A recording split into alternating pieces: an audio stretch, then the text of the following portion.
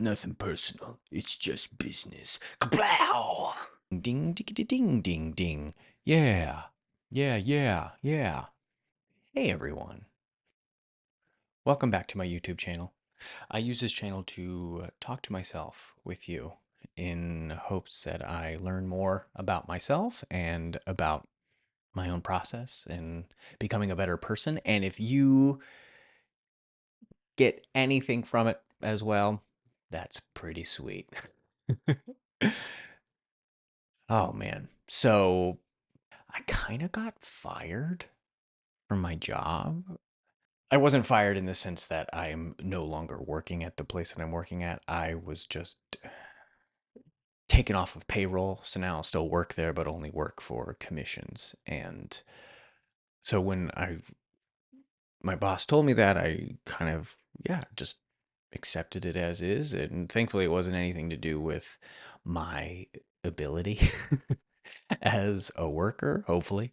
It was more just, I was the newest hire, and they were just kind of trying to save some money. So, but the reason I bring that up is because I kind of surprised my boss in that I took it gracefully. I took it on the chin. Yeah.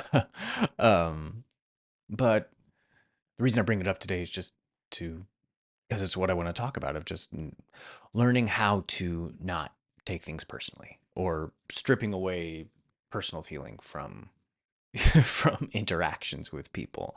So it can be tough because of ego, really, more than anything else. And it can feel like, especially if there are a series of concurrent events that happen that affect you or affect me individually and personally, it can be easy to then just feel like the world is coming for me, or feel like I'm being, attacked by, not even attacked, but it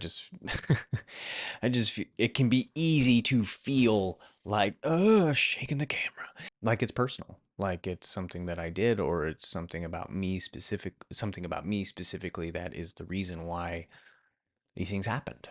I've always kind of been a go with the flow kind of person, or at least I've hidden my personal feelings and personal reactions and opinions to things behind the guise of a go with the flow kind of person, of, yeah, whatever, do it, yeah, that's fine, yeah, of course, of course. Part of that is also a bit of like abandonment trauma and pessimism of like, oh, of course that was going to happen to me because that's just what I believe. So my relationship with not taking things personally, is rooted in that. So the thing that I need to do, or the thing that I'm curious about and exploring in my own practice with not taking things personally, is actually taking some time to allow myself to feel hurt by the things, because I can still be hurt and still feel hurt by something, even if it isn't personal, and I can also not take it personally. I can have the sort of instantaneous, immediate impact of like, oh man, that hurts, or that sucks, but also not take it personally. I don't think it's one or the other, non-binary. So honoring those feelings for me, that may not be the case for you. It may be you already are so capable of feeling those things, and so you may want to. This feels very prescriptive, so whatever. But you may just want to think about what can and can't you control, in terms of, I have the belief that the number of things I can control is very little. But one of the things, and in fact the most important thing I can control, is how I respond to certain things and how I respond to the world around me and situations like this. So I bring up the ego because my understanding of the ego is, it is something that is we created, or something that exists inside of us as a form of protection. It is a thing that protects us, and it where it's very good at creating that protection, the ego, I think, is not good at discernment and not knowing when something requires that sort of wall of protection and when something doesn't. Because I don't think the ego is a bad thing. I used to be someone who was so interested in having an ego death or stripping away ego or having trying to live my life with no ego whatsoever. Um, but that's not part of life and that's not part of the dance. I think the life that I am living starts to include the ego more and more or imbue it more and more so that I have that control of saying, hey, that was an ego response or telling or like sitting with the ego part of me and saying like, hey, thank you for protecting me, thank you for wanting to stand up for me, this isn't one of those moments, so you can take five. And because the ego is the thing that tries to make the whole world about me, part of not taking things personally is sitting with that truth that it's not all about me at all. And when things happen between people, more often than not, it isn't about me at all. It's about something going on with them, or is uh, a laundry list of extenuating circumstances that lead to this decision. And so to immediately think that it is me or my fault or something to do with me limits the ability to sort of think about all of these other factors that could have been involved in that process. And it helps with me too, of like, even in relationships, of like romantic relationships and sort of the times when I've seen people and it's just fallen off and I was sort of mutual ghosting this feeling of like, damn, was it something I did or something that I said? And maybe, and maybe it was also so many other factors that were happening in that person's life that caused them to sort of lock up or just walk away or lose interest or to get distracted, and then things just sort of fell out of hand with them as well, because I know that that's happened to me. So it's this semblance of it's not about me. And I know that in times where I've sort of stepped away from people or I've wanted to make a change in something, that's when it's about me, or that's when it's like all of this other stuff that is informing my thinking and decision making, guiding me in that moment. And so it's not about them at all. It's such a cliche phrase, but it's not you, it's me. But it really is that with everything. So I used to volunteer with incarcerated veterans, um, and help them navigate post-traumatic stress using Shakespeare and classical actor training techniques. And so in that, a lot of that work kind of boiled down to like mindfulness and depersonalization in terms of not taking things personally and becoming more responsive versus reactive. And that responsiveness versus the reactionary, it all comes down to like space and time. And so for me, there is the sensation of an external stimulus happens, it causes something to rise up in me, and then I respond. And so what happens for me when I get lost in the sauce of my ego is that something happens, my ego sort of flares up, and then my ego responds in that moment. And that's reactive. But then to be responsive as this external stimulus happens, my feelings sort of come up. I become aware of those feelings and catch with my breath or slow down, actively take that space to breathe, process, is this how I really want to respond, or responding, and then choose to respond differently. Because then sometimes maybe the ego response is the necessary response. Um, yeah, and that's kind of the relationship that I'm developing with my ego as well, is that my ego is sometimes right. And so you kind of have to listen to listen to myself a little bit more and build that self-trust and cultivate that self intuition. I think the more and more that I develop that self intuition, that's how you can sort of cultivate a little bit more of taking things less and less personally. Taking things less personally is, in fact, a path to freedom. a path to liberty, especially if you were someone like me who is a reformed people pleaser, where I spent so much of my life and still so much of my life leaning on the opinion of others to dictate the opinion of myself. And what I've noticed is that as I change my relationship to validation, change that relationship to myself, and start to listen to myself more, the weight of the opinion of others becomes less and less. A perfect example is my last video. Thank you to everyone who watched. What's up? What's up? But I took a very bold, whatever. I took a clear stance on something and have conviction about that. And part of having conviction in something is I'm gonna have some pushback, and I did have some pushback on the video. The comments were all pretty interesting, to say the least. And I think even three, maybe even 2 years ago, I would have really, really pretended and been like, oh, you know what? Yeah, it doesn't bother me, whatever, whatever. But I would incessantly probably read those comments. And I think that's why I never really did something like this, which is, or make this channel or make a channel or anything like that, because of the fear of that happening. Just kind of like blowback or people with negative comments. And reading those comments now, and I read all of them, um, because I think it's just important to, in the sphere of online discourse, I think it's important to healthily engage with it, creating those boundaries of like, I'm not going to reply and start something with someone who commented on the video,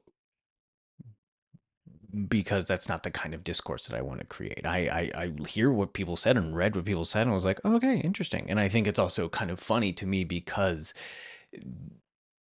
a lot of the comments were sort of surrounding around this idea that like nobody cares about me and all of these things, and yet there was care enough to take the time to comment on the video. So maybe I should go back and through and like all of those comments because they took the time to comment, took the time to write something out. And be it good, be it bad, it's still no press is bad press, I suppose. And of course, thankfully, no one was outright volatile or vitriolic and or attacking me specifically.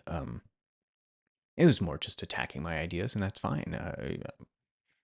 Again, I don't take that personally because people are entitled to have an opinion, even if I disagree with that opinion. Sidebar. It's then when you use that opinion to create legislation and create certain situations and outcomes that actively deny people the right to live their lives freely. That's when I start to take issue with it. But if you just have an opinion on something, fine. Okay. Because it isn't going to change what I believe. My therapist told me this phrase that really stuck with me about conviction, which is like, if you stand for nothing, you'll fall for anything. And so to have conviction about things also really helps to not take things personally, because if it is an opinion, yeah, opinions are opinions. If someone did present me with very well researched and peer reviewed articles and information and did the work, that would then I would take that and be like, okay, and let me see what I can learn from that. But if it's someone just like, because if it's someone just spouting their opinion, then I can take it at face value and be like, cool, I disagree, because that's just also what I'm doing here. I'm The research I do is specifically about the topic that I want to talk about, but it's less and less, excluding the last video. It's just more my opinion, and I'm not sitting here saying that anything I'm saying is gospel truth or even in this video even fact. It's just It's just my observations. And so that's how I move through life. And so to then remember that that's how I move, that's also how I observe the world around me. And so then when people offer an opinion back, it makes it that much easier to not take it personally because, again, it's just your opinion, man. I've been an actor since as far back as I can remember. My mom tells me all the time that when I was a child, I would point to the TV and be like, I want to do that, or I want to be in that. I loved TV so much that I want to be in the TV. And so part of my life, the vast majority of it has been connected to, or at least seeing the world through the lens of a performer or an actor. And so much of that business and so much of this lifestyle is cultivating a healthy relationship with rejection. When I was a kid and would go on auditions and just not book, my mom would tell me that I would always say something like, "Oh yeah, I guess they were just looking for like a blonde-haired kid," or "Oh yeah, they're just like." It was so easy for me as a kid to handle rejection, just because it was like, "Oh yeah," I had no frame of reference of taking something personally. Now, as I got older and just developed more anxiety and developed more life experience, unfortunately, it started to get really bad, and my relationship to rejection is was awful. And so anytime I would audition for something and wouldn't book it, I would take it so personally. It was like, oh, I must have failed miserably. But you talk to any actor or any performer or any artist, there is so much rejection in this industry that to take it personally is an express lane to destruction because it isn't personal. There are times when it is, of course, because it's the politic of business and you know, juggle people's egos all the time. And so I'm not sitting here and saying that it never isn't personal, but the vast majority of it, it's not personal. Like it isn't anything to do with me specifically. I just didn't fit the brief or didn't fit what the director was looking for. And so then that follows up with the feeling and the thought of, oh, what's meant for me is meant for me. And the projects that I'm meant to be in, I will be in those because I can change my hair color, I can change my look, I can present a different facet of myself through a character, but ultimately at the end of it all, it's this is what I'm working with. And so if this it doesn't fit, then I can't control that. I can't make the thing fit me, or I can't make myself fit the thing. I just have to be me and have to be willing to accept that because of that, I will not only open myself up to more opportunity because I'm living authentically, but because of that authenticity, I'm also closing myself off from things because it's just not an authentic version of me. And then from an acting perspective, of course, you know, ability and characterization and character study, you can expand that scope of authenticity. And but ultimately it is this vessel, and this is the vessel that is. And I can't control the vessel that I was born in. I can change it, sure, but I can't control that. I can't control this, and so I can accept and not take it personally when this vessel doesn't match what the product wants or what the project is. And because I've been so in the industry for so long, I'm so accustomed to the notion of rejection, or at least the rejection being so much a part of life, that I forget that some people don't experience that, and or don't experience it as much. And so to learn how to not take it personally, it's just easy. But also, it's just hard. It is a hard lesson. It is a hard lesson to learn because it isn't the only, it includes being rejected, and it includes, and it's always in this sort of battleground of turmoil and emotional stress because it's easy to not take something personally when it's an easy thing. But if you're constantly being rejected and constantly facing rejection, it can be challenging because it's, if I'm constantly seeing something, it's then easier for me to attach meaning to it. Or if I'm constantly seeing something, it's easier for me to attach importance to it. And if I'm constantly being rejected, then it must be like, oh, well, I must be bad because the math isn't mathing. Statistically, if I'm doing more of this, if I'm getting rejected more than I'm getting accepted, then I must be doing something wrong. And that's not the case because the rejection's in the eye of the beholder, right?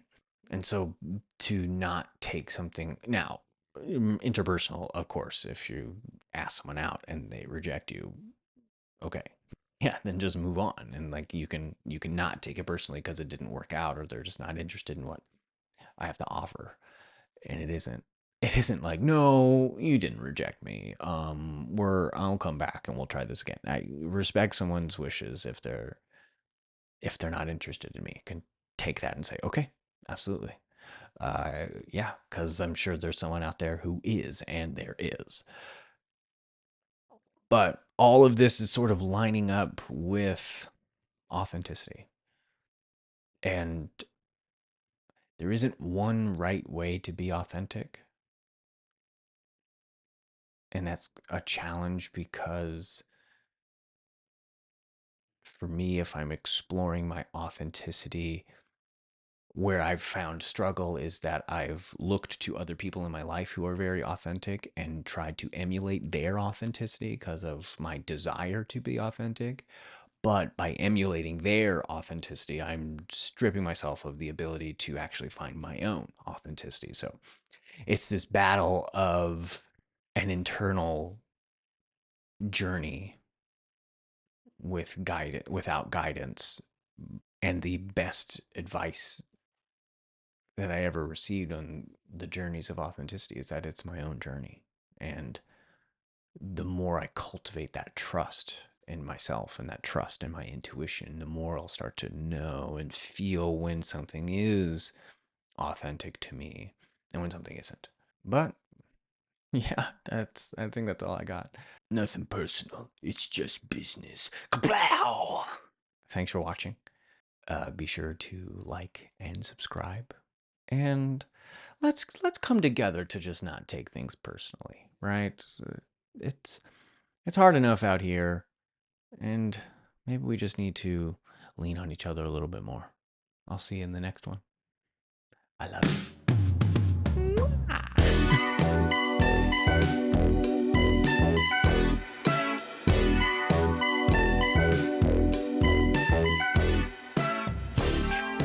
Yeah, maybe. Yeah, who cares? This is for me. This is for me. I'm looking at myself I'm looking at you in the monitor. This is for you. This is for you. This is for you.